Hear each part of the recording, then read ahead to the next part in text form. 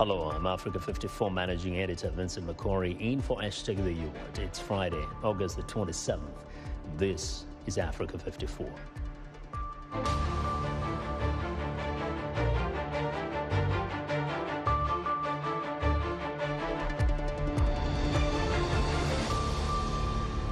Gunmen released Nigerian students abducted 3 months ago from an Islamic school in Niger State. United States President Joe Biden vows retribution for 2 suicide bombings in Afghanistan that killed dozens of people, including 13 U.S. servicemen. And in a league of its own, Burkina Faso peddles its bicycle chickens.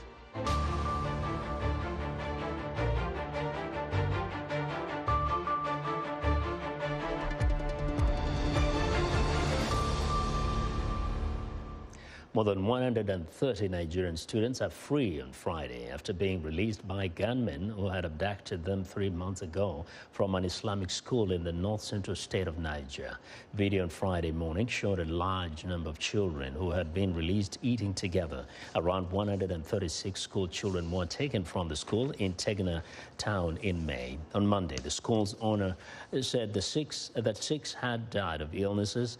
The students' release was confirmed by an official who has not to be named.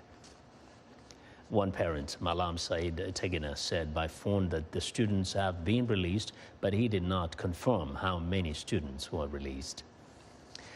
Now to East Africa, UN Secretary General Antonio Guterres warned the Security Council Thursday that conflict in Ethiopia has spread beyond the northern Tigray region and a humanitarian catastrophe is unfolding. Guterres told the 15-member Security Council that, quote, inflammatory rhetoric and ethnic profiling are tearing apart the social fabric of the country.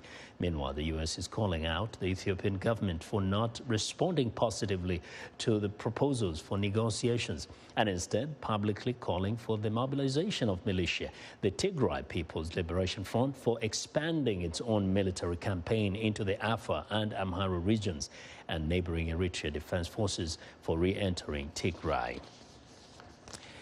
Crowds of people desperate to leave Afghanistan returned to Kabul's airport Friday as evacuation flights out of the country resumed a day after deadly bombings just outside the airport killed over 100 people. U.S. President Joe Biden is vowing retribution on those responsible for Thursday's deadly attacks that killed at least 13 American and military personnel and dozens of civilians. ISIS is claiming responsibility for the twin suicide bombings. VOA Pentagon correspondent Carla Babb has more. Chaos in Kabul. First, a suicide bomber strikes at the airport's Abbey Gate. Minutes later, a second suicide bombing at the Baron Hotel, about 200 meters away. Dozens of Afghans and at least 13 U.S. service members were killed. Islamic State, an enemy to both the U.S. and the Taliban, claimed responsibility. U.S. President Joe Biden vowed revenge. To those who carried out this attack, as well as anyone who wishes America harm, know this: we will not forgive. We will not forget. We will hunt you down and make you pay. It's a hard day today. The top general overseeing the U.S. troop withdrawal in Afghanistan telling reporters at the Pentagon that evacuations of Americans and at-risk Afghans will continue. ISIS will not deter us from accomplishing the mission. I can assure you of that. While the military braces for more potential attacks from the terror group. We believe it is their desire to continue those attacks, and we expect those attacks to continue. U.S. forces have the airport secure, with officials confirming coordination with Taliban militants who man areas outside the perimeter. But the mission is extremely dangerous, and military officials tell VOA that while no one wants to leave people behind, the quicker U.S. forces can finish the evacuation, the better. Carla Babb, VOA News, the Pentagon. COVID-19 restrictions are not just keeping students out of the classroom, but also out of the laboratory. The University of Johannesburg is helping students replicate the experience through virtual reality. Linda Givitash reports from Johannesburg. It may look like fun and games, but these South African students are deepening their knowledge of science. The virtual reality hub at the University of Johannesburg's Faculty of Education helps students get up close to atoms, cells, and viruses. Students are learning in a more interactive way, in a more immersive way. It's more engaging in that they are able to visualize microscientific phenomena, and you can actually repeat that over and over. It is one of the greatest benefits of learning in this way. Even before the pandemic made South Africa the continent's hotspot, students' laboratory time was limited. But not in the virtual world. The university developed a VR headset inspired by the Google Cardboard that costs less than $20 and works with any smartphone. I can use what I've been provided with at the comfort of my couch at home.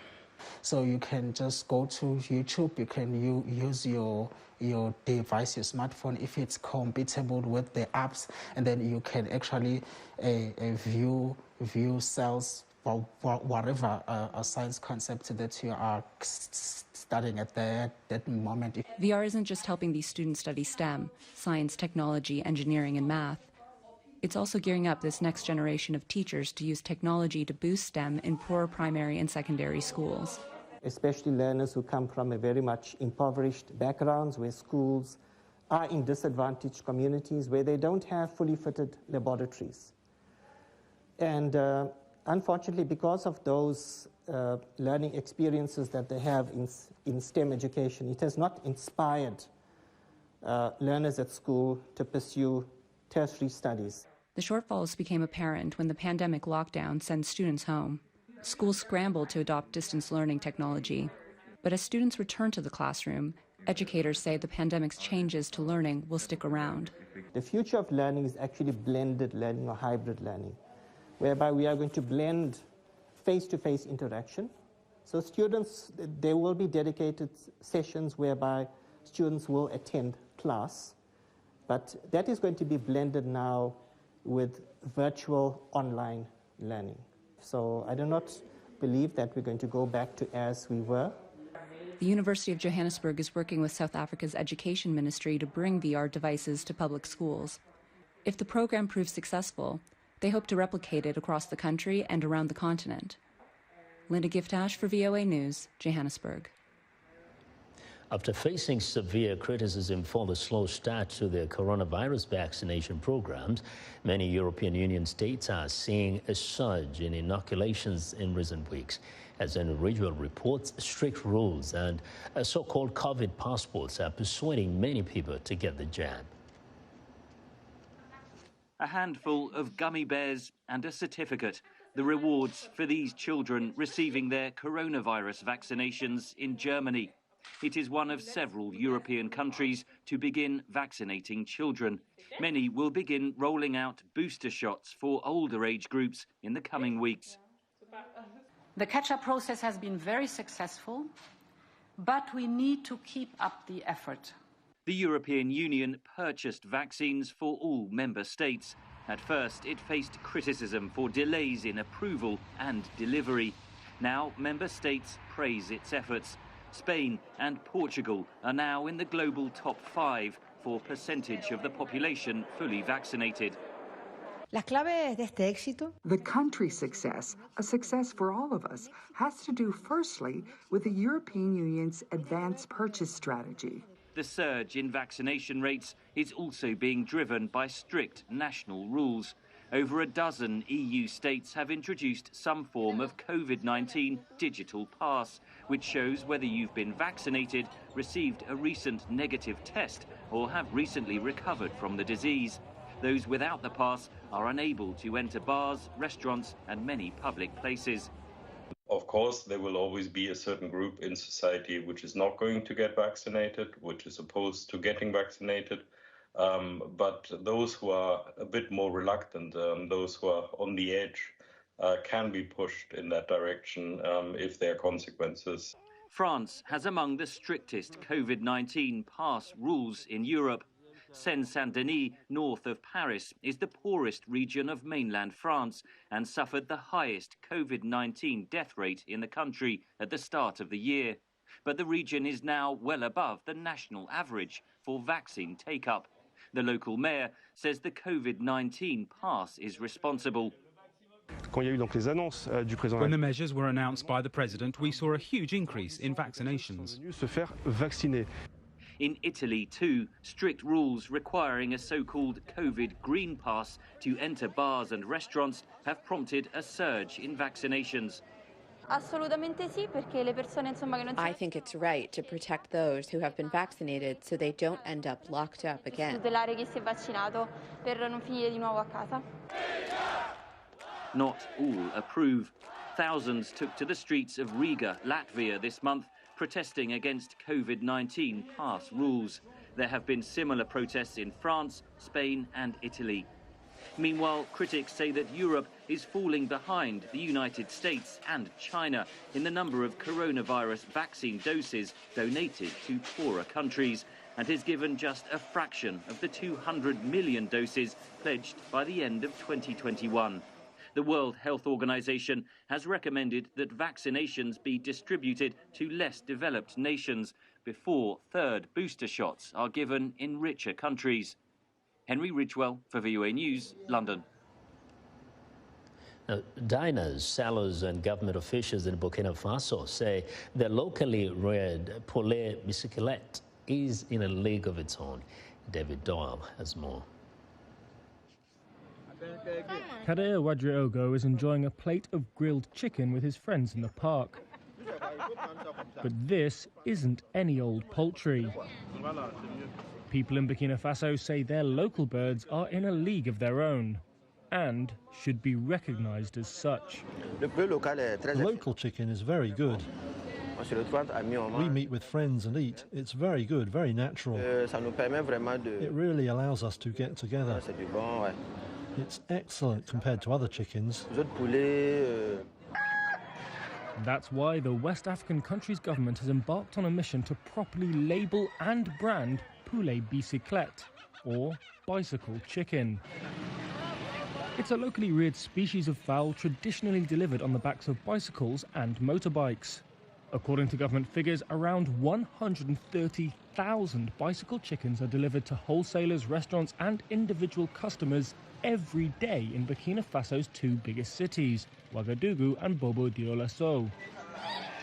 But those who earn a living from bicycle chicken, like restaurant owner Yayo Buguma, find they often have to lower their prices in order to compete with imported birds. This is my main job. My family and I make a living out of it. I also employ 25 people, and they all live from this. Buguma hopes that branding bicycle chicken will validate its superior quality and secure its place at the top of the market. Issa Sawadogo is Animal Production Director at the Ministry of Animal Resources. He says the branding exercise is underway, but will take time, and that meetings are being held at the state level and with processors and breeders. He added that standards of production and processing will be defined. The aim is to enhance value for the industry and quality for the consumer. That could mean good news all round. Unless you're a chicken. Well, that was David Doyle of Reuters reporting. Now, two surviving elders of the USA's Black Wall Street massacre of 1921 are set to visit Ghana. Organizers of the historic journey are hoping to create new and uplifting memories in Africa for the elders after 100 years of bad memories. Africa 54's Lino Mudu has more. Viola Ford Fletcher is 107 years old. That don't affect you as long as you're still alive. No, sir. I'm not as, don't get around as fast, but I'm still moving. She's also known as Mother Fletcher. The native from Tulsa, Oklahoma, is set to visit Ghana for the first time, along with her 100-year-old brother, Hughes Van Ellis, or Uncle Red. I spoke to Viola Fletcher via Skype a day before her trip to Accra. Tell us why this trip is so important to you. What prompted you to embark on this journey? I wanted to go to see my family, my mother's homeland. Just 5 inches ago. The story of Mother Fletcher and Uncle Red two African Americans visiting Africa for the first time is not unique. However, they are reaching a unique milestone. Beyond the age factor, this significant moment is a celebration for the centenarians and a great contrast to another significant moment in their lives that took place 100 years ago, one of devastation and despair. I still see black men being shot, black bodies lying in the street. I still smell smoke and see fire. I still see black businesses being burned. I still hear airplanes flying overhead. I hear the screams. I have lived through the massacre every day. Mother Fletcher and Uncle Red are two of the three remaining survivors of the Tulsa, Oklahoma race massacre. In May 1921, a young black man was wrongfully accused of assaulting a young white woman. The incident led to a chaos in the community during which a white mob attacked and destroyed the properties of black people living in the Greenwood district in Tulsa, a community of highly successful black-owned businesses known as the Black Wall Street. About 300 people are reported to have died and over 1,200 homes were destroyed. Dr. Tony Locke is Chief Operating Officer of Our Black Truth, a social media community dedicated to educating and empowering people of color. The families who were able to leave ran to points west, south, northeast. In fact, Mother Fletcher, the lady we're going to talk about, her family went to California. But it was one of the most heinous. They even dropped bombs from the air on this little town. That's a horrible thing to carry for 100 years. The massacre remained a traumatic event for Mother Fletcher, who was 7 years at the time. Her younger brother was a baby. Fletcher faced many struggles throughout her life, but she also had many dreams. One such dream was to visit Africa. Her dream was to become a reality when she met Michael and Eric Thompson, founders of Our Black Truth. The group is sponsoring the siblings' journey to Ghana in partnership with the Diaspora African Forum under the theme Coming Home, a journey of a lifetime. We decided as a board that we should really underwrite them going. And so we looked at our budget and said, you know, we're just going to pay for them to go and our team to accompany them. And it was just, it's our privilege and our pleasure. It started out as a small little vacation. It is now turned into almost a state visit. There's going to be a naming ceremony.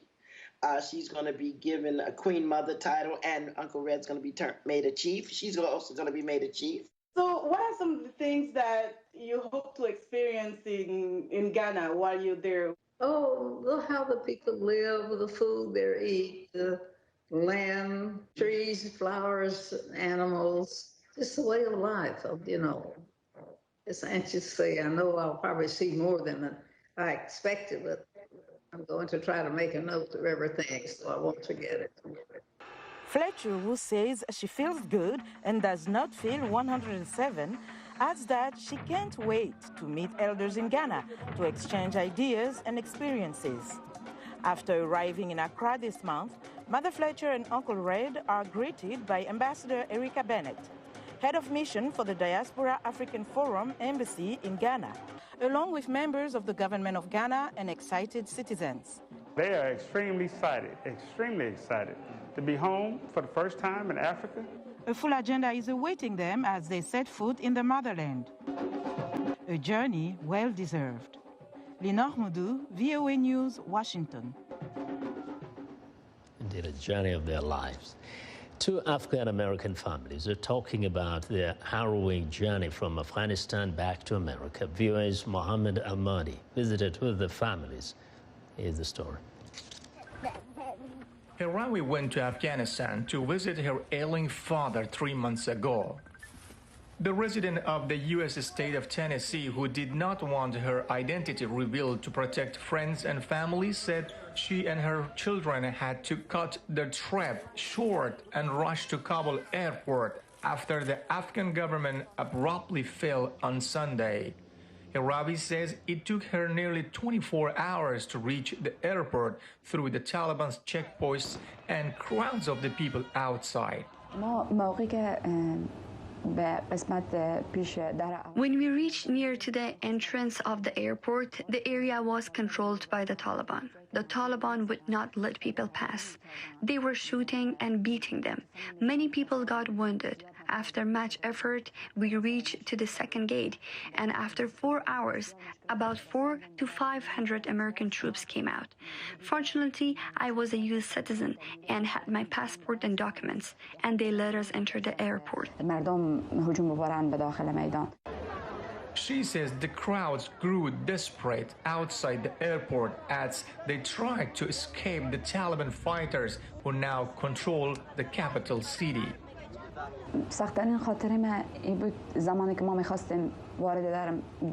When we wanted to enter the airport, a woman lying on the ground, she was then trampled by the crowd. I tried my best to rescue her, but unfortunately, I was not able to do so. I had my daughter in my hands. I'll never forget that moment.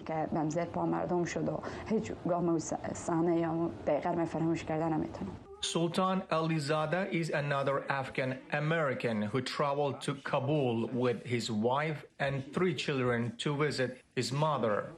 Alizada talks about his disturbing experience reaching Kabul airport last week to return home. The shooting was intense, and an empty cartridge hit my younger daughter's face and burned her face and injured her lip. He says his children are suffering from trauma and they do not want to visit Afghanistan anymore. My older daughter, who is wiser, was saying, "I will never go to Afghanistan." And coming to Afghanistan this time was a mistake. The U.S. has said that approximately 88,000 people have been airlifted since July from Kabul airport, where thousands of people are still stranded. Mohammed Ahmadi, VOA News, Washington. All right, now let's cheer you up a little bit. From Rwanda, one artist committed to bridging the past and present with his music reaches out to people experiencing mental health crises with a new trending music video. VOA ethnomusicologist Heather Maxwell has the scoop.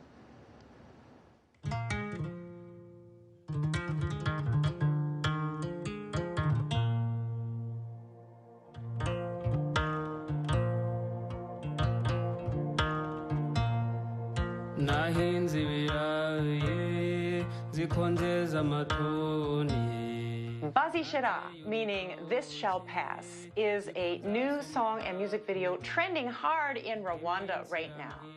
It has almost 8,000 views and just premiered August 13th on YouTube. The singer, songwriter, and producer Munyakazi Deo, whom I spoke with earlier this week, says he hopes it will send comfort and love to all of those suffering from mental illness.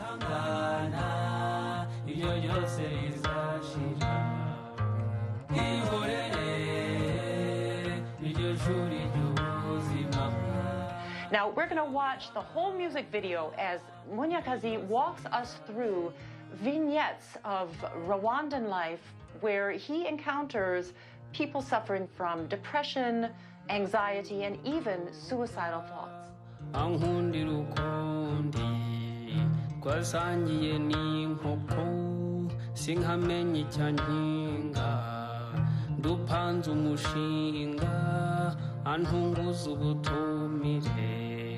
naguye igihumure nywa amazi ntibyashira nihorere iryo juri ry'ubuzima ijya wihangana ibyo byose bizashira nihorere iryo juri ry'ubuzima ijya wihangana ibyo byose bizashira.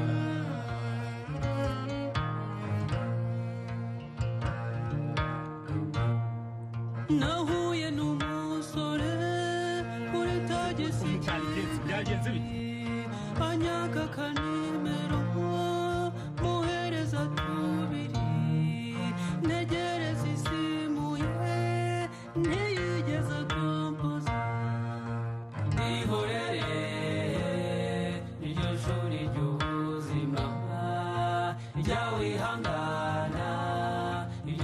byose bizashira ihorere iryo shuri ry'ubuzima rya wihangana ibyo byose bizashira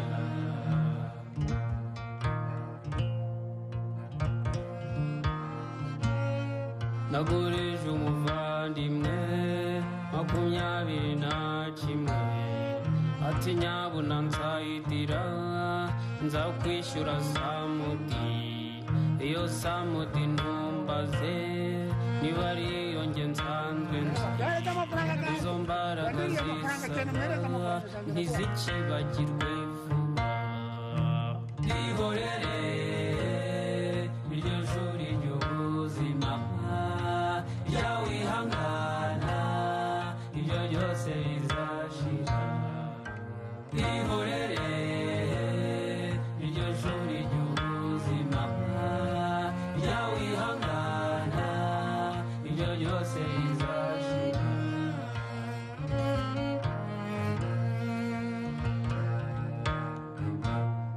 agahinda k'umwanditsi kamenywa na winoye nawe kumuhanzi ukabwirwa n'inanga ye umuhinzi umubaji uri umwagira inkuru ye biragenda bikaza nicyo cyita rusange ihorere iryo shuri ry'ubuzima rya wihangana ibyo byose bizashira ihorere iryo shuri ry'ubuzima rya wihangana ibyo byose bizashira none dawe mugenga urarengera abantu bawe